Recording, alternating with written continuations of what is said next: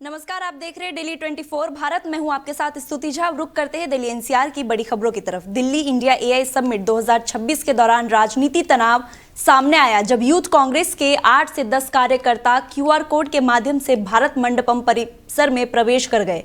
अंदर पहुंचते ही उन्होंने मंच के पास अर्धनग्न प्रदर्शन किया और टी शर्ट लहराते हुए पीएम कॉम्प्रोमाइज्ड संदेश के साथ नारेबाजी शुरू कर दी। प्रदर्शन के तुरंत बाद सुरक्षा कर्मियों ने दिल्ली पुलिस ने त्वरित कार्रवाई करते हुए सभी प्रदर्शनकारियों को हिरासत में ले लिया।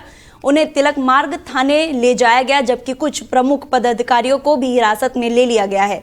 पुलिस ने कहा है कि मामले में कानूनी कार्रवाई जारी है। इस घटना पर रक्षा मंत्री राजनाथ सिंह ने कड़ी प्रतिक्रिया व्यक्त करते हुए कहा कि यह प्रदर्शन न केवल दुर्भाग्यपूर्ण था बल्कि भारत की अंतर्राष्ट्रीय छवि को प्रभावित भी कर सकता है। उन्होंने कहा है कि जब पूरा विश्व भारत को ग्लोबल एआई समिट की मेजबानी करते देख रहा था, तब कांग्रेस का ये प्रदर्शन देश की प्रतिष्ठा के लिए हानिकारक था। बीजेपी नेताओं संबित पात्रा, अमित मालविया और मनजिंदर सिंह सिरसा ने इसे शर्मनाक और अस्वीकार्य करार दिया। उन्होंने कहा कि इस समय भारत अपनी तकनीकी क्षमताओं और नवाचार के क्षेत्र में वैश्विक नेतृत्व स्थापित कर रहा है और ऐसे प्रदर्शन इसे धूलित करने का प्रयास कर रहे हैं। वहीं यूथ कांग्रेस के राष्ट्रीय अध्यक्ष उदय भानु चिव ने कहा कि ये विरोध दहशत के मुद्दों को उठाने के लिए किया गया था। उन्होंने स्पष्ट किया कि वो पीछे नहीं हटेंगे और जनता के सामने आवाज उठाते रहेंगे। वहीं राजधानी दिल्ली के उत्तम नगर ईस्ट मेट्रो स्टेशन से दिल दहला देने वाला मामला सामने आया है। मेट्रो स्टेशन में एक युवक ने ट्रेन के आगे कूदकर आत्महत्या कर ली। 20 फरवरी को सुबह 11 बजे कंट्रोलर उत्तम नगर ईस्ट मेट्रो स्टेशन से सूचना प्राप्त हुई कि प्लेटफॉर्म नंबर 1 से एक युवक ने द्वारका की ओर से आ रही मेट्रो ट्रेन के आगे छलांग लगा ली है। युवक ट्रेन के नीचे आ गया, जिससे मौके पर ही उसकी मौत हो गई। मृतक की पहचान अश्वनी डागर के रूप में हुई। वो 12वीं कक्षा के बाद उत्तम नगर स्थित सक्सेस कोचिंग सेंटर में कोचिंग कर रहा था। शुरुआती जानकारी के अनुसार वो किसी व्यक्तिगत कारण से परेशान बताया जा रहा है। मृतक के पिता डीटीसी में संविदा चालक है। शव को पोस्टमार्टम के लिए डीडीयू अस्पताल भेज दिया गया है। मामले में धारा 194 बीएनएसएस के तहत कार्रवाई शुरू कर दी गई है। डीएमआरसी ने नेशनल मीडिया पर पोस्ट कर जानकारी दी कि कुछ समय के लिए ब्लू लाइन सेवा रोक दी गई है। बताया जा रहा है कि आत्महत्या करने वाला युवक अपने माता पिता का इकलौता बच्चा था। हादसे के बाद ट्रेन रुकते ही लोगों की भीड़ हो गई और कुछ लोगों ने अनन फनन इधर उधर हो गए। वहीं कुछ लोग फोटो वीडियो बनाने लगे। जानकारी मिलते ही पुलिस पहुंची, जिसके बाद शव को पोस्टमार्टम के लिए डीडीयू अस्पताल भेज दिया गया है। वहीं मौके से कोई सुसाइड नोट नहीं बरामद हुआ है। वहीं दिल्ली की राजधानी में बीजेपी सरकार के 1 साल पूरे होने पर आम आदमी पार्टी ने तीखा तंज कसा है। आपने शहर में 1 साल दिल्ली बेहाल, याद आ रहे हैं केजरीवाल लिखे पोस्टर लगाए हैं, जिससे सियासी माहौल गर्मा गया है। दिल्ली प्रदेश अध्यक्ष सौरभ भारद्वाज ने कहा कि 2025 से पहले आम आदमी पार्टी सरकार के दौरान शिक्षा, स्वास्थ्य और बिजली पानी के क्षेत्र में जो बदलाव दिखे वो अब नजर नहीं आ रहे हैं। उन्होंने कहा कि मोहल्ला क्लिनिक गरीब और मध्यम वर्ग के लिए सहारा थे। सरकारी स्कूलों के नतीजे और ढांचा चर्चा में रहते हैं, जबकि असुविधाएं में गिरावट की शिकायतें बढ़ रही है। भारद्वाज ने सवाल उठाया कि अगर सब कुछ ठीक है तो पोस्टरों में बड़े नेताओं की तस्वीरें क्यों नहीं है। उन्होंने दावा किया कि आज लोग पानी, सफाई, जाम और अस्पतालों की लंबी लाइनों से परेशान है। उनके मुताबिक जनता रोजमर्रा के अनुभव के आधार पर तुलना कर रही है, जिससे अब उस दौर से गुजर रही है जहां मौजूदा हालत की तुलना पूर्व सरकार के दिल्ली मॉडल से की जा रही है। वहीं यमुना प्राधिकरण के सेक्टर 28 में उत्तर भारत की पहली सेमीकंडक्टर यूनिट की आधारशिला रखी जाएगी। इस कार्यक्रम में प्रधानमंत्री वर्चुअल जुड़ेंगे, जबकि उत्तर प्रदेश के मुख्यमंत्री योगी आदित्यनाथ सिंह, केंद्रीय मंत्री अश्विनी वैष्णव कार्य में शामिल होंगे। जिला प्रशासन, पुलिस और यमुना प्राधिकरण के अधिकारी तैयारियों में जुटे हैं। कार्यक्रम स्थल पर पंडाल लगाया गया है और जनसभा में करीब 5 से 10 हजार लोगों के शामिल होने की उम्मीद जताई जा रही है। मुख्यमंत्री आगमन के मद्देनजर सुरक्षा के पुख्ता इंतजाम किए गए हैं और रूट डिवाइजर प्लान भी लागू होगा। सुरक्षा के लिए 3 डीसीपी, 5 एडीसीपी, 13 एसीपी सहित पीएसी बल तैनात किया गया है। प्रशासन ने लोगों से अपील की है कि वो सुरक्षा नियमों का पालन करें और सार्वजनिक व्यवस्था बनाए रखने में सहयोग दे। सेमीकंडक्टर यूनिट के बनने से स्थानीय लोग को रोजगार मिलने की संभावना है और ये क्षेत्रीय आर्थिक विकास में एक बड़ी पहल मानी जा रही है। ये इंडिया चिप की एक ग्राउंड ब्रेकिंग सेरेमनी है जो एससीएल कंपनी द्वारा करी जा रही है। इसमें honourable CM sir, honourable central minister mister Ashwini Vaishnaw ji इसमें आ रहे हैं। Other central ministers, state ministers भी इसमें आ रहे हैं। उसको लेके यहाँ पे अभी पुलिस द्वारा ब्रीफिंग करी गई है कल की ड्यूटीज को लेके, और रिहर्सल अभी इसमें चल रहा है। इसमें ये पूरा एरिया है, वेन्यू है, इसको 4 जोन्स में हमने बांटा है। आउटर कॉर्डन भी यहाँ से लगभग 1 किलोमीटर दूर से हमने आउटर कॉर्डन इसका बनाया है। उसके अलावा लगातार, जैसे कि मैंने आपको बताया था पहले, कि इसमें 3 डीसीपीज और 5 एडीसीपी, 13 एसीपीज हैं, 4 कंपनी पीएसी है, अन्य पुलिस बल है। लगातार जो ट्रैफिक की मॉनिटरिंग है और ट्रैफिक को लेके भी इसमें एक प्लान बनाया गया है जिसमें डाइवर्जेंस शामिल है। उसको लेके पूरी तैयारी चल रही है और कल इसको सकुशल संपूर्ण कराने के लिए लगातार इसमें तैयारी पुलिस प्रशासन द्वारा करी जा रही है। ज़्यादा जिससे कि सुगम आगमन रहे और जो लोग प्रोग्राम में नहीं आ रहे हैं उनको भी कन्वीनियंस रहे। बहुत सारे डाइवर्जेंस इसमें करे गए हैं जिसकी सूचना ट्रैफिक द्वारा जारी करी गई है। उसके अलावा जो अलग ऑल्टरनेट रूट प्लान है वो भी इसमें बनाया गया है। जो सारा प्रशासन, पुलिस है और उसके अलावा जो 6000 किसान इसमें रहेंगे लगभग, जो बढ़ भी सकते हैं। तो हम एक्सपेक्ट कर रहे हैं एससीएल के एम्प्लॉयज़ और बाकी इनवाइटीज मिला के 10,000 तक की ये गैदरिंग जाएगी, जिसमें एससीएल के सीनियर ऑफिशियल्स भी रहेंगे, किसान रहेंगे और उसके अलावा कुछ स्टूडेंट्स भी आने की संभावना है और कुछ डिप्लोमेट्स और सीनियर ऑफिशियल्स भी आने की इसमें संभावना है और वो लगातार लिस्ट हमारे पास आ रही है। वहीं दिल्ली के जनकपुरी इलाके में तेज रफ्तार कार ने एक दर्दनाक हादसे को जन्म दे दिया है जिसमें 6 वर्षीय बच्ची प्रेक्षल की मौत हो गई। घटना 17 फरवरी की सुबह करीब 7:40 पर हुई थी। बच्ची अपनी नानी मर्सी जिवियर के साथ ई रिक्शा से जा रही थी, तभी जनकपुरी फायर स्टेशन के पास एक तेज रफ्तार कार ने जोरदार टक्कर मार दी। टक्कर से ई रिक्शा पलट गया और दोनों सड़क के किनारे गिर पड़े। गंभीर रूप से घायल बच्ची को तुरंत माता चानन देवी अस्पताल ले जाया गया, जहां डॉक्टरों ने उसे मृत घोषित कर दिया। नानी घायल है लेकिन उनकी हालत स्थिर बताई जा रही है। परिजनों का आरोप है कि टक्कर मारने वाला कार चालक मौके से फरार हो गया जबकि उसे मदद की गुहार लगाई गई थी। वहीं नोएडा के थाना सेक्टर 126 क्षेत्र के सेक्टर 132 में कार हादसा टल गया जब चलती कार में अचानक भीषण आग लग गई। बताया जा रहा है कि एक महिला अपने बच्चे को स्कूल लेने जा रही थी, तभी रास्ते में कार से धुआं निकलने लगा। महिला ने स्थिति को संभालते हुए तुरंत कार रोक दी और दरवाजा खोलकर बाहर निकल गई। कुछ ही पलों में आग ने पूरी कार को अपनी चपेटे में ले लिया। देखते ही देखते वाहन जलने लगा और पूरी तरह जल के खाक हो गया। घटना की सूचना मिलते ही दमकल विभाग की गाड़ी मौके पर पहुंची और कड़ी मशक्कत के बाद आग पर काबू पाया। गनीमत रही कि इस हादसे में कोई जनहानि नहीं हुई और महिला सुरक्षित बाहर बच गई। प्रारंभिक आशंका है कि कार में शॉर्ट सर्किट के कारण आग लगी हो सकती है। हालांकि वास्तविक कारणों की जांच की जा रही है। घटना वाहन की नियमित जांच और सतर्कता की अहमियत को एक बार फिर से उजागर करती है।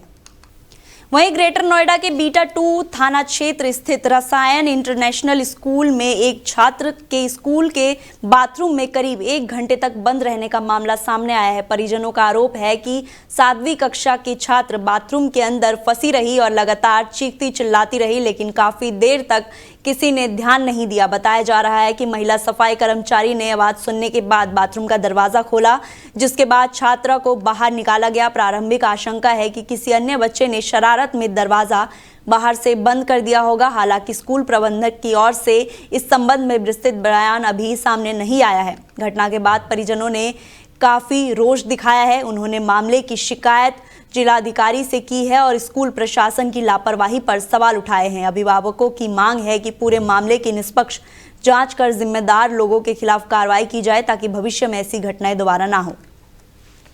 वहीं नोएडा के थाना सेक्टर 113 क्षेत्र में ग्राम सरफराबाद में एक दर्दनाक हादसा सामने आया है। निर्माणाधीन मकान की शटरिंग अचानक से गिरने से 2 मजदूर गंभीर रूप से घायल हो गए। हादसे के बाद मौके पर अफरा तफरी मच गई। घायलों की पहचान मोहित पाल के रूप में हुई है। सूचना मिलते ही थाना सेक्टर 113 पुलिस टीम तत्काल घटना स्थल पर पहुंची और दोनों घायलों को अस्पताल में भर्ती कराया। अस्पताल में इलाज के दौरान मोहित पाल की मृत्यु हो गई जबकि जीतू का उपचार जारी है। घटना की जानकारी मिलते ही पुलिस और फील्ड यूनिट टीम मौके पर निरीक्षण किया और साक्ष्य जुटाए। मृतक के परिजन भी मौके पर मौजूद रहे। पुलिस ने आवश्यक कानून प्रक्रिया पूरी करते हुए शव का पंचनामा भरकर पोस्टमार्टम के लिए भेज दिया। फिलहाल क्षेत्र में शांति व्यवस्था बनी हुई है। संभल जिले के बजोई विकास खंड के गांव में नरोदा के दर्जनों ग्रामीण मुख्य मार्ग के निर्माण की मांग को लेकर कलेक्ट्रेट पहुंचे। ग्रामीण ने डिप्टी कलेक्ट्रेट निधि पटेल को शिकायत पत्र सौंपकर वर्षों से जर्जर पड़े रास्ते के निर्माण की गुहार लगाई है। उनका कहना है कि गांव में राज्यपाल के घर से डबर के घर तक जाने वाला मुख्य मार्ग पिछले करीब 15 वर्षों से बदहाल स्थिति में है। 3-5 वर्षीय योजनाएं बीत जाने के बावजूद अब तक सड़क निर्माण नहीं कराया गया है। ग्रामीणों के अनुसार रास्ते में साल भर कीचड़ और गंदा पानी भरा रहता है, जिससे आवागमन में भारी दिक्कत होती है। बुजुर्ग, महिलाओं और स्कूली बच्चों को भी खास परेशानी उठानी पड़ रही है। आपातकालीन स्थिति में एम्बुलेंस और फायर ब्रिगेड की गाड़ियां भी कीचड़ में फंसकर लौट जाती है, जिससे गंभीर हादसे का खतरा बना रहता है। लगातार जल भराव से संक्रामक बीमारियों का जोखिम भी बढ़ गया है। मच्छरों और गंदगी के कारण गांव में भय का माहौल है। ग्रामीण ने प्रशासन से जल्द सड़क निर्माण कराने की मांग की है। डिप्टी कलेक्टर निधि पटेल ने मामले के शीघ्र निस्तारण करने का आश्वासन दिया है। सड़क के लिए आए हैं। सड़क में कीचड़ बहुत है, लकड़ी नहीं जाता है कहीं। अच्छा। कितने दिनों से? 15 साल हो गए। आप क्या चाहती हो? आप जो चाहते हैं सड़क सही हो जाए, सड़क का रास्ता मिल जाए, सही हो जाए कतई। अच्छा। हाँ, जो ही चाहती है। सूखो है जाए, रास्ता बन जाए, रोड बन जाए। इसलिए आए हैं रास्ते के लिए। हमारे गांव का जो रास्ता है खेतों की तरफ जाता है, वहाँ पे बहुत ही ज्यादा कीचड़ मतलब पानी भरा हुआ है। जो भी लोग पैदल जाते हैं, पैदल का भी रास्ता नहीं है, वहाँ पे जाती हैं औरतें वगैरह तो वो गिर जाती हैं। गोबर लेके जाए या घास की गठरी लेके आए, उसमें गिर जाती हैं। निकलने का रास्ता नहीं है। अच्छा, आप क्या चाहती हो?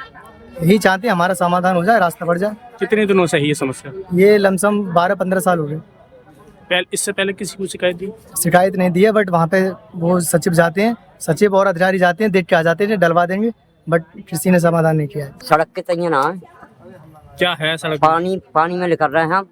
और फिर धान ने 15 साल है गए जीता अपनी चौका बिरादर का हमारे पानी में लेकर रहे हैं। और वोट मांगने का तब भी आवत है। अच्छा। हाँ।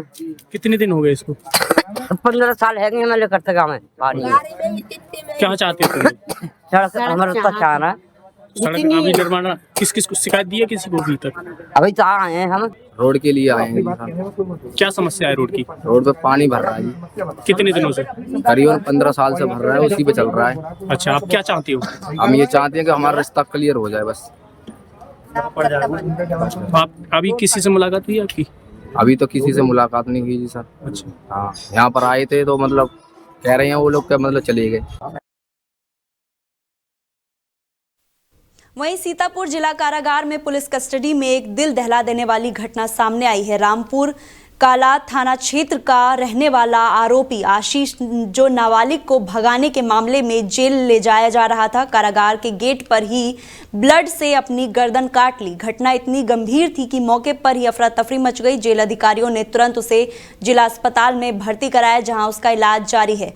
आरोपी की हालत गंभीर बताई जा रही है। घटना ने जेल की सुरक्षा व्यवस्था और कैदियों की मानसिक स्थिति पर भी गंभीर सवाल खड़े कर दिए हैं। जांच में यह भी पता लगाया जा रहा है कि आरोपी को ब्लेड कैसे मिला। कारागार प्रशासन ने घटना की पूरी रिपोर्ट उच्च अधिकारियों को भेज दी है और जेल में अन्य कैदियों पर भी सख्त नजर रखी जा रही है। इस घटना ने न सिर्फ जेल सुरक्षा की पोल खोल दी है, बल्कि ये भी स्पष्ट कर दिया है कि कैदियों की मानसिक स्वास्थ्य स्थिति पर ध्यान देना कितना जरूरी है। वहीं अकबरपुर में किन्नरों के दो गुटों के बीच चल रही तनावपूर्ण स्थिति ने फिर गैंगवॉर का रूप ले लिया है। हाल ही में एक गुट ने अकबरपुर कोतवाली प्रशासन में प्रदर्शन किया। पुलिस प्रशासन मौके पर पहुंचकर कार्रवाई का आश्वासन देकर प्रदर्शन को शांत करा दिया है। पिछले 15 फरवरी को भी भिट्टी इलाके में किन्नरों ने दो गुटों में झड़प हुई थी। जानकारी के अनुसार एक गुट अपनी यजमानी से बधाई लेकर लौट रहा था, तभी भीटी पुलिस ने उन्हें रोक दिया। पुलिस द्वारा रोके जाने पर विरोध जताते हुए वहां पहुंचे 1 दर्जन से अधिक किन्नरों ने मारपीट की और 10,000 रुपए नगद, सोने का आभूषण और टोकली छीन ली। घटना के बाद अकबरपुर कोतवाली में प्रदर्शन करने पहुंच गए किन्नरों ने प्रशासन से कार्रवाई की मांग की है। पुलिस ने आश्वासन दिया कि मामले की जांच की जाएगी और दोषियों के खिलाफ उचित कार्रवाई की जाएगी। इसके बाद प्रदर्शन शांतिपूर्ण तरीके से खत्म हो गया। किन्नरों ने चेतावनी दी कि अगर जल्द से जल्द कार्रवाई नहीं हुई तो वो बड़े पैमाने पर आंदोलन करेंगे। प्रशासन ने मामले को गंभीरता से लेते हुए स्थिति पर नजर बनाए रखी है।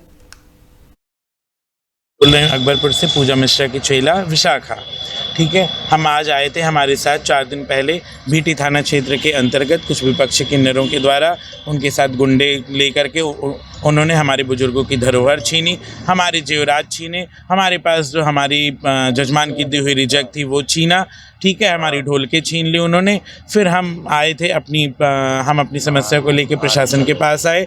वहाँ का प्रशासन तो उनकी निगरानी में उन्होंने ये पूरा खेल करवा दिया। फिर हम जब प्रशासन के यहाँ समक्ष लेकर आए तो प्रशासन के पास 3 दिन से दौड़ते दौड़ते आज सी ऑफ द सिटी ने हमें ये आश्वासन दिया है कि आज शाम तक आपकी ढोलक प्रशासन भीटी थाना क्षेत्र के अंतर्गत रखवा ली जाएगी और 2 दिन के अंदर में आपका फैसला करके आपका निस्तारण निकलवा के आपको आपकी धरोहर वापस कर दी जाएगी। अगर हम ये प्रशासन के ये आश्वासन पे 2 दिन के लिए हम और रुक रहे हैं, अगर फिर हमें ये हमारी धरोहर नहीं वापस की जाएगी, फिर हमसे जो बन पड़ेगा फिर हम वो करेंगे। फिर प्रशासन इसमें हमारा कोई दोष ना दे। बड़ी खबर लखनऊ से निकल कर आ रही है। नर्सों के लिए न्यूनतम वेतन 20,000 रुपए अनिवार्य कर दिया है। सुप्रीम कोर्ट के आदेश के बाद स्वास्थ्य व्यवस्था सख्त कर दी गई है। निजी अस्पतालों को नर्सों को 2,000 रुपए वेतन देना अनिवार्य होगा।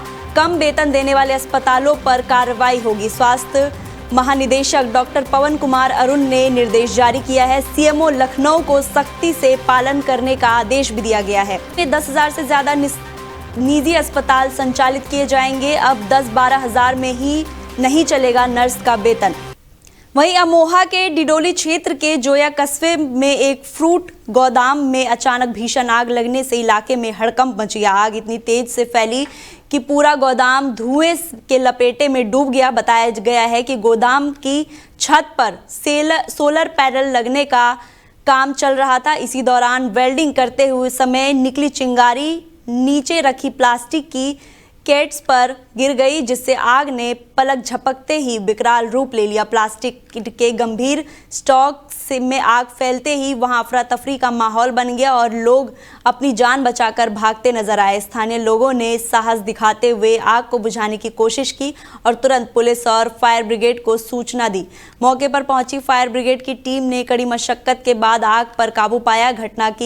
घटना में किसी के हताहत होने की खबर नहीं मिली है, लेकिन गोदाम और उसमें रखी सामग्री का भारी आर्थिक नुकसान होने की आशंका जताई जा रही है।